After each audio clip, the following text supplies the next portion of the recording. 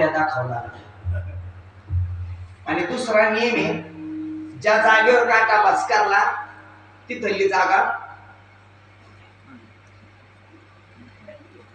अशी बाजूला. तिथं काय वॉटर फिल्टर थोडंच होतं. मग देवाने पाय हातामध्ये घेतलं, काट्याला बोलायला लागला. काटा बोलते देवाला, का देवा मी उमराज म्हणतात ना तुमच्याकडे.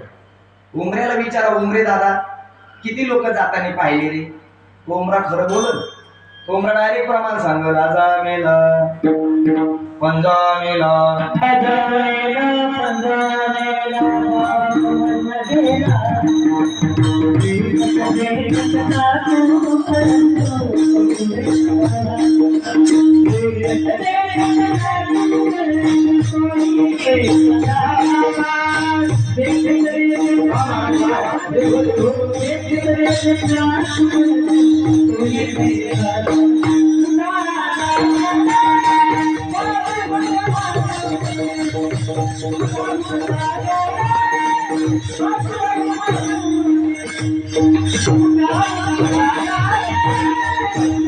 गेले. आता आमच्या पोराला कपडे कोणते दादा, आता तुम्ही गेले जावाय चुरून पैसे कोण तुम्ही ऐकत झाले. मजा असते ऐकत. मी काय करून ऐकत असं माझं भांडवल आहे म्हणून ऐका.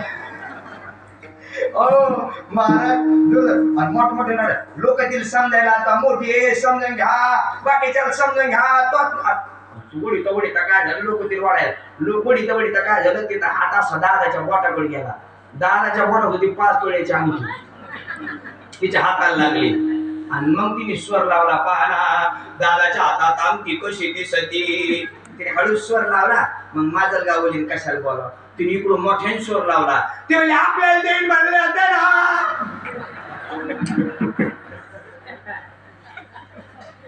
मग आता गेवराईवली गवासावना तिने तिकडून स्वर लावला. ती म्हणली अजून तर पुढे बिघडले, पायात हातात तू सोनाराकडे घेऊन जाय. मग पुण्यावली गवासावना पुण्यावली म्हणली हे चौघीत समसमान वाटण्या करा, नाही तर दादाच्या हात शांती लागणार. कधीने महाराज हे लोक आपले नाही, हे कोण आहेत? महाराज हे सगळे आपला काळ निरर्थक करणारे मंडळी आहेत. महाराज आमचा काळ सार्थक झाला पाहिजे. काही मंडळींनी काळ सार्थक केला. ऐका कोणी केला काळ सार्थक? छत्रपती शिवाजी महाराजांनी त्यांचा काळ सार्थक.